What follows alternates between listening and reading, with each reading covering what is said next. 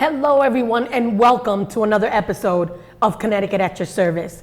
My name is Carmen Nieves, and I am your host. And we come to you live each Tuesday right here on Soundview Community Media TV, each Tuesday at 6:30, where we showcase individuals in the community that are making a difference with real purpose in the work that they do and beyond.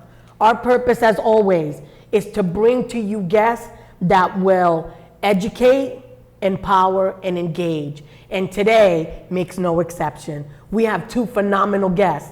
The first one is Miss Judy Robinson, and her and the other guest, and this is DJ Higgins, who is our partner in Meet Mario 2 LLC. They are both activists, change agents, filmmakers, community advocates.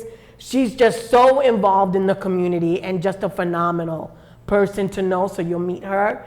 And our next guest is Miss Eben Senholt, and she is a multi-hyphenated producer for film, events, and theater. She serves as an independent mental health coach, co-owner of a film company, Wound Films, managing producer of True Voices, founding producer for True Speak, producer for Cold Bread, and DP for Animal Magnetism. And I'm gonna ask her all about that as soon as we come on in. So ladies, thank you so much for joining me on the show today. Today we're talking about that dirty word, drugs. And we're talking specifically about fentanyl. But before we start, I know that I wanted to have us go on live and send Brenda Moreno some love. Absolutely. She lost her mom. Know that we're with you in our thoughts and in our spirit. We're so sorry because you're such a champion and advocate. She goes to Hartford. She's been on my show. Yes. All of us here wish you the best, you and your family. Yes, Brenda. So I want to get into it because people just don't understand. They think that if you don't see it, it doesn't exist.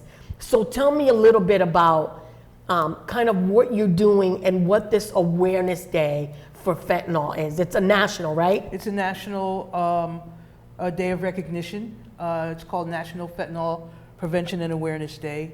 And it goes on throughout the country, various organizations, various groups, similar to what we're doing at Meet Mario Productions and the Bridgeport Film Festival are doing days of recognition on that day. There's a huge event going on in Times Square on the 21st, and that will be hosted by Facing Fentanyl, which is like the grassroots organization for the issue of fentanyl. So there are many, many, many individuals, like I say, groups that are doing events for the purpose of raising awareness, starting conversations, engaging more in conversations about the deadly dangers of fentanyl.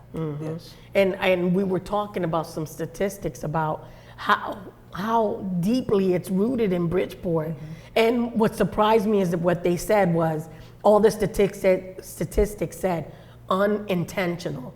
So they weren't looking to harm themselves. But Eben, tell me a little bit about you and kind of why this worked for you. Well, I've been in film for a long time, and I've been involved with Bridgeport Film Fest for a couple of years. And through there, Jason Coombs is the executive director, and he basically sent me an email saying, Julie really wants to talk to you. So we met up and we talked, and we came to this is what we can do. We probably should have started earlier, but we're trying very hard to make this something that can be repeatable. And we thought, well, what will engage the people? And that's how we came up with the PSA contest. That was literally Julie's idea, is that we need to have something that speaks to what happens right now, especially on social media.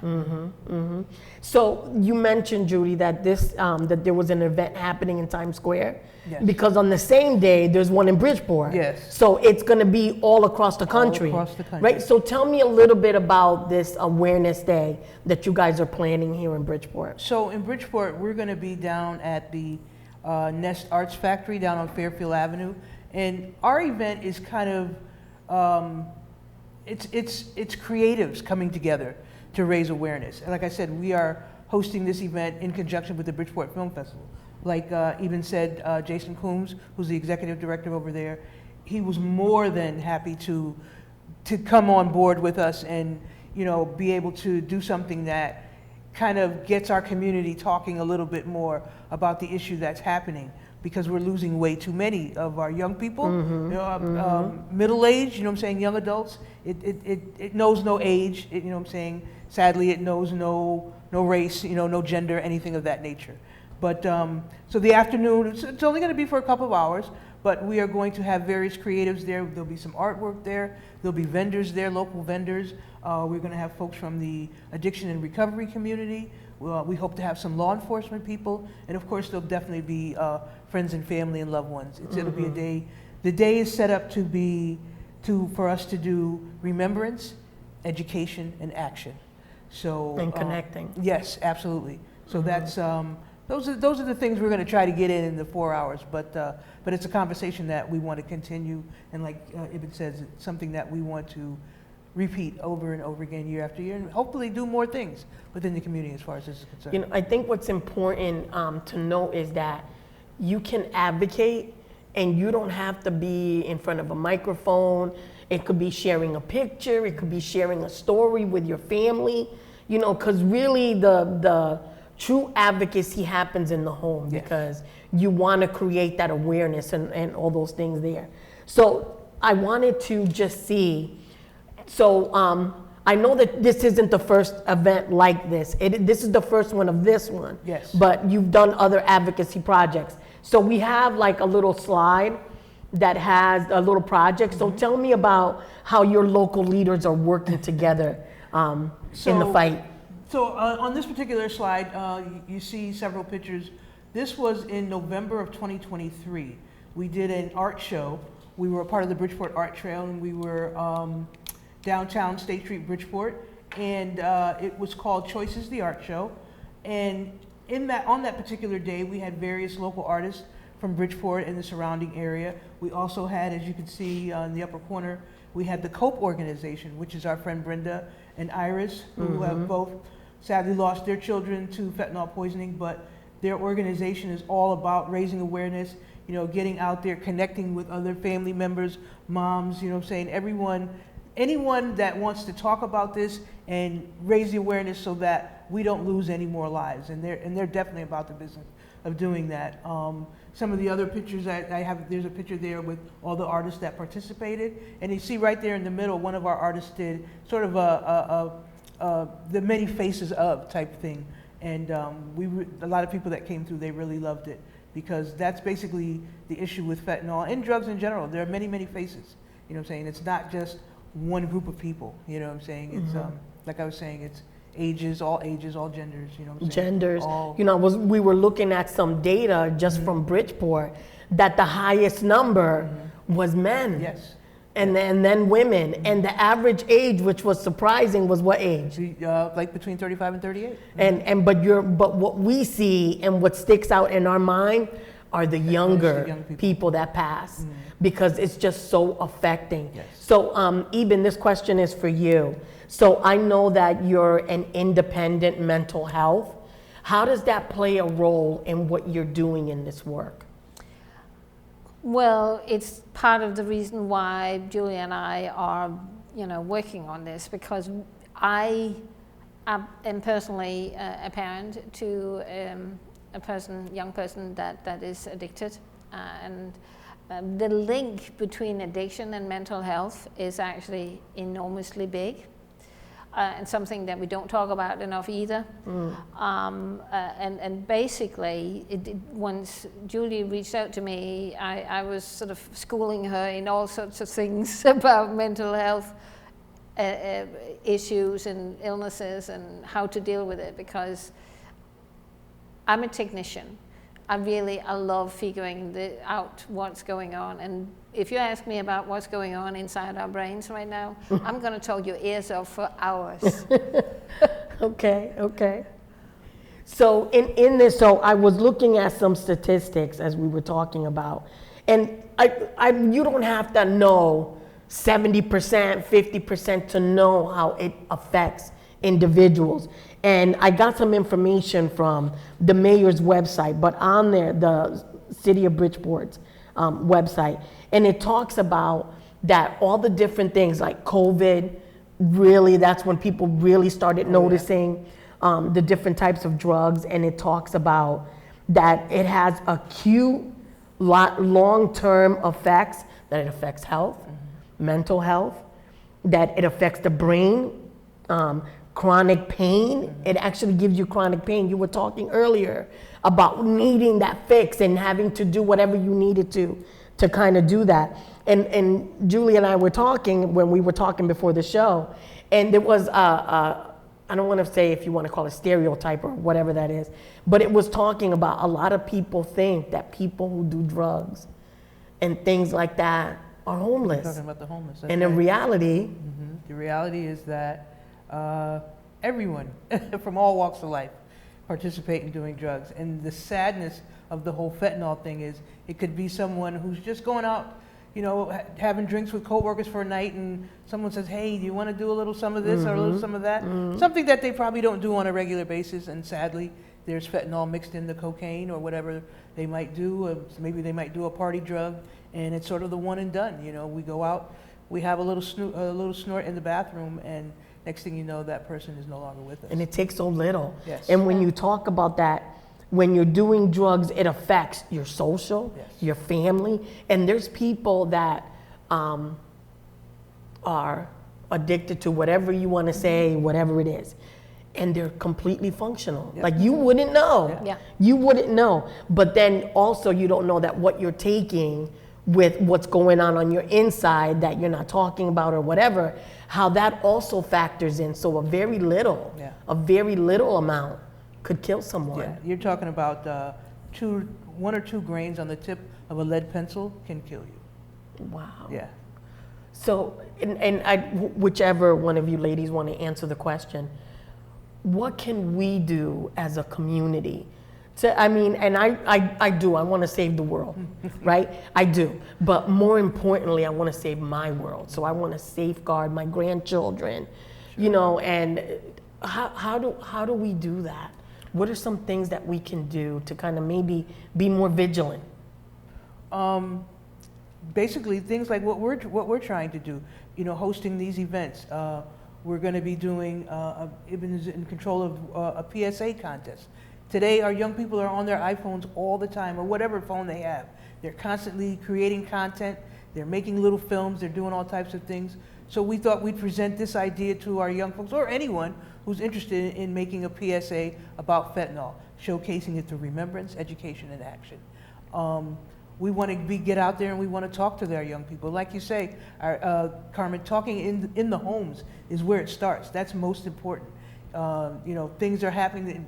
We've got YouTube, you've got this, you've got TikTok, you've got that. Sit down with the kids, you know what I'm saying? Pay attention, find out what they're watching.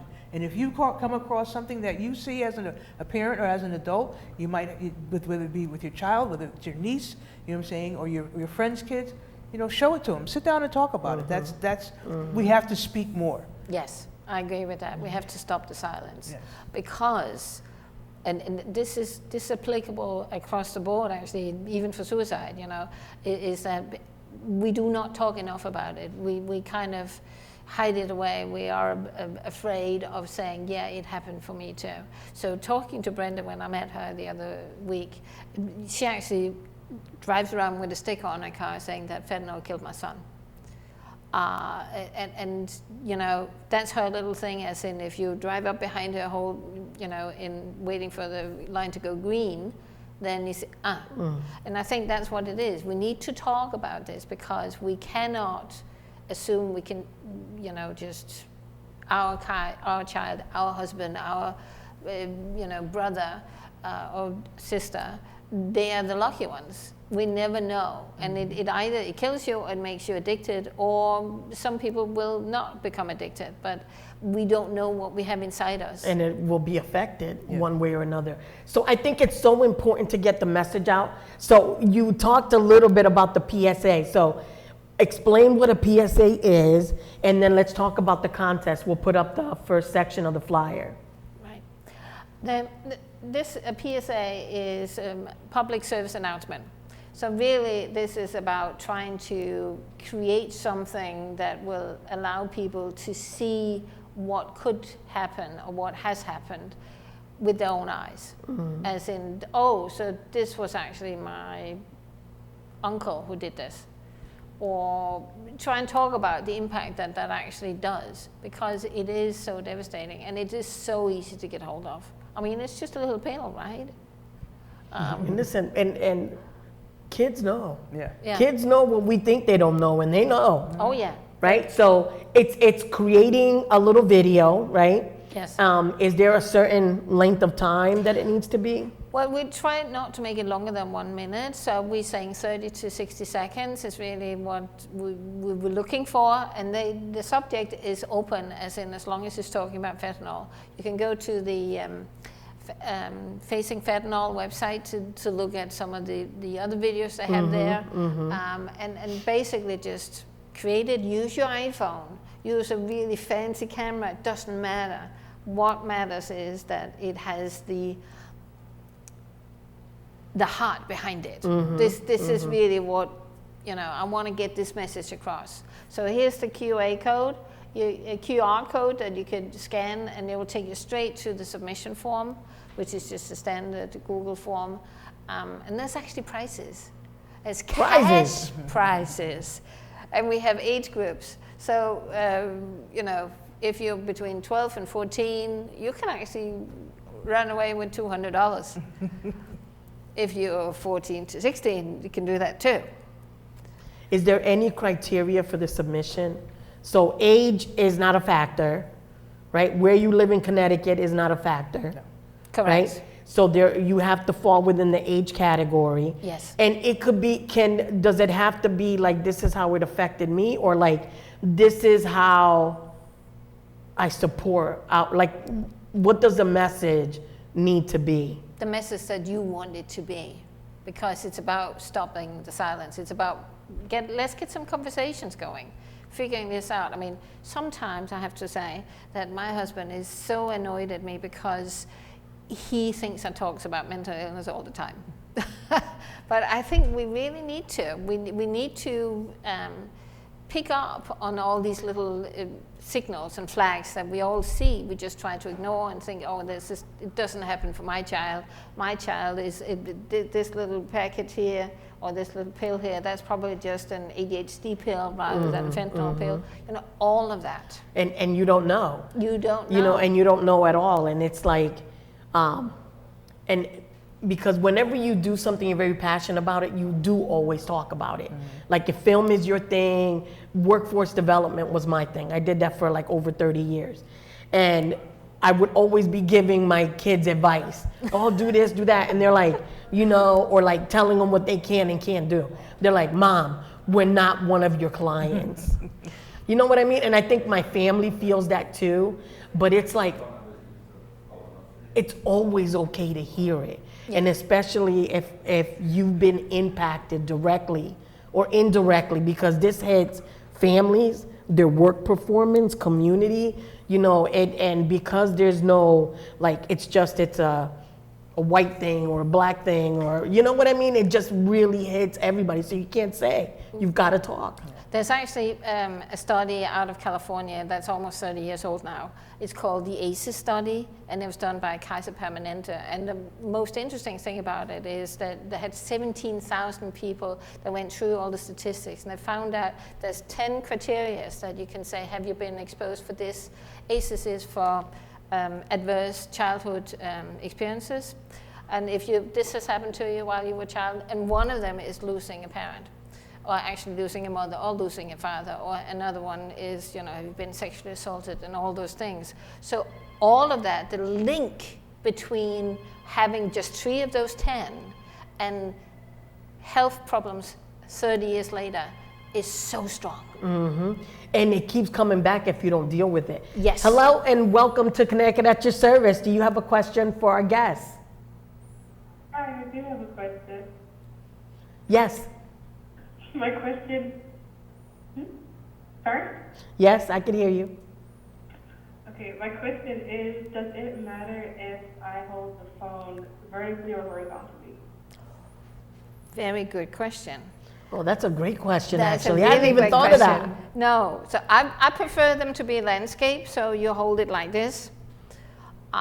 It's just, it gives a fuller experience of the environment.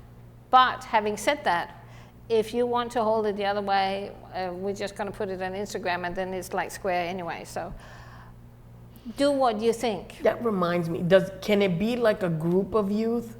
Like doing something together? Like, Yes. Like working as a team? yeah. Yes. Absolutely. Yeah, so Yes. it could be We an love that. individual, it could be young people. So did you have another question, caller? Sorry? Did you have another question? Oh, no. Okay, thank you so much for calling and keep watching. I will. Bye. So when is the date that the submission is due? Because I know that you changed the date. Yes, we extended the deadline, and it's August 15th. 11:59, August 15th. That is Yeah. amazing. 1 minute to midnight. So we've talked a little bit about kind of like what is fentanyl, which is an opiate, right? Yes. It's an opiate. And, we've talked a little bit about how it affects the body, how it affects communities.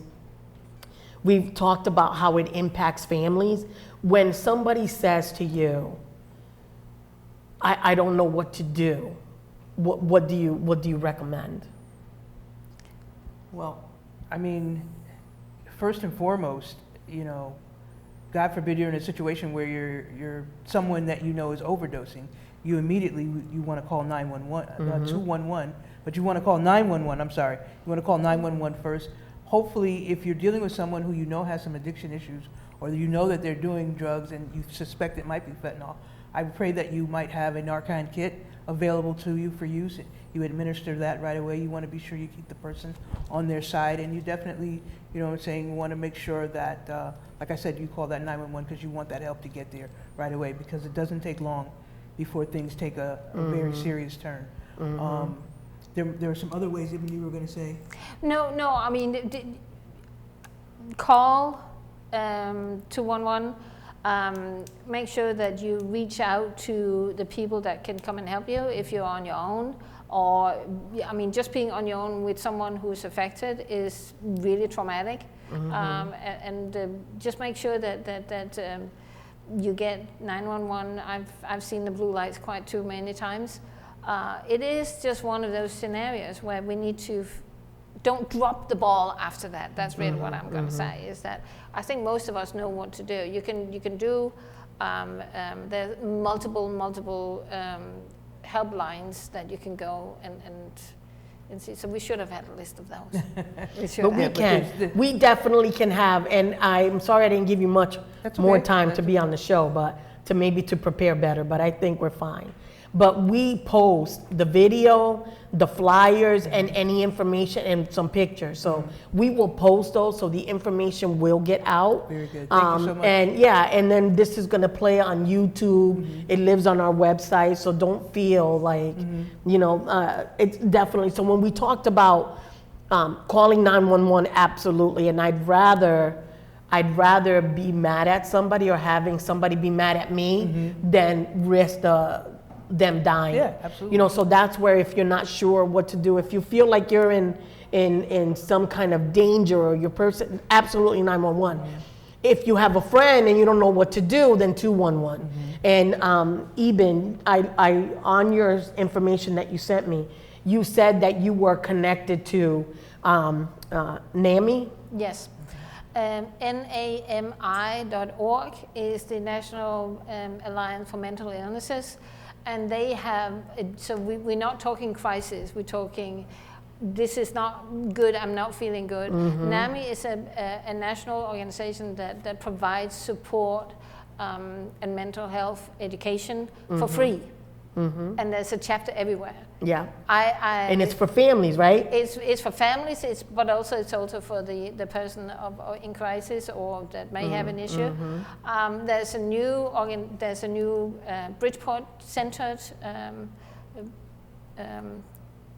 chapter, and so NAMI.org will take you to the national, and then you can go to NAMICT.org, and they will tell you all the chapters that's available in Connecticut. And for me, it has been a lifeline. And I am now actively volunteering at NAMI and on the board of the New Haven chapter. So it's just one of those scenarios where you need to talk, you need to figure out, because we all are different and we all have different roads of getting to where we are in crisis or have someone of our loved ones that are in crisis. And it works by having family to family support. It works by having the young people, because I'm old, talking to each other and basically figuring out that, okay, I'm not sitting here with this on my own. And reaching out to someone. And you mentioned that through that organization or even 211, because you had mentioned it, the Narcan kit, which is, you get training on it, then they give you some of that for you to carry with you, right? So there's just so much to unpack. How do we reach you?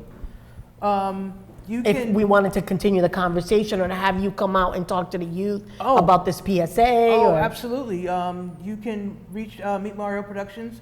Our email is meetmario2014@gmail.com. My number is 203-864-7063. You can reach out anytime and we'll get back to you, and let's see what we can work out. Let's see what we can do. Hello and welcome to welcome to our show. Did you have a question for our guests? Yes, I do. I'm a big fan of the show, and I unfortunately, I'm unaware of the signs. How can I tell if someone is struggling with addiction? Do you guys have any advice on that? And we have like 2 minutes. Okay. An individual struggling with addiction, is that what you asked? Yes, how can I tell the red flags or signs that they're struggling with addiction? Well, I mean, behaviors change. You know, saying a person will, they will begin to act different. There might be weight loss. Depending upon what type of drug they're doing, there might even be some type of discoloration in the skin. You might see this, there might be changes in the skin as far as maybe sores or things of that nature. There might be a change in the friends, the people that they hang out with.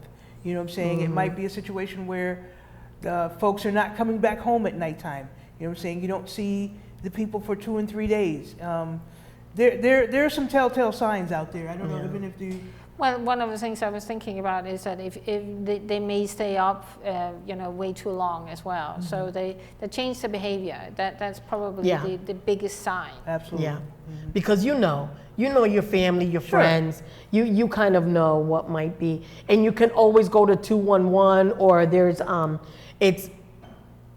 Facing Fentanyl, right? Facing Fentanyl. Yes. Had a lot of information, and I will tell you that the city of Bridgeport also had information on their website. So those are some really great places to try and find some information. Did you have another question? No, that was all. Thank you so much. Oh, thank you so much for calling and keep watching.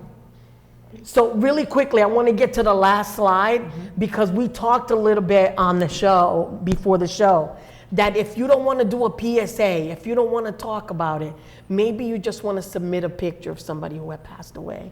Yes. So this is on the Facing Fentanyl website. This is actually something that Brenda sent to us. Yes. And if you have someone, a loved one, someone that you know, and you would like to send their photo in, you can submit the picture and it will go on to this. And it's, this is something that's kind of going on all over the country. I do believe there's a whole wall in the DEA building down in Washington. So we put their contact information so that you can reach them. We are out of time. Can you believe it? I can't believe it. It goes so fast, and this conversation could go on and on and on. I want to thank you both for being on the show. Thank you for having sharing us. your expertise, Thank you so for much. giving us different ways to talk about this crisis and helping to understand that we're not alone in this fight. absolutely. Thank Thank you so you. much for Thank having you. us, Carmen. Thank you.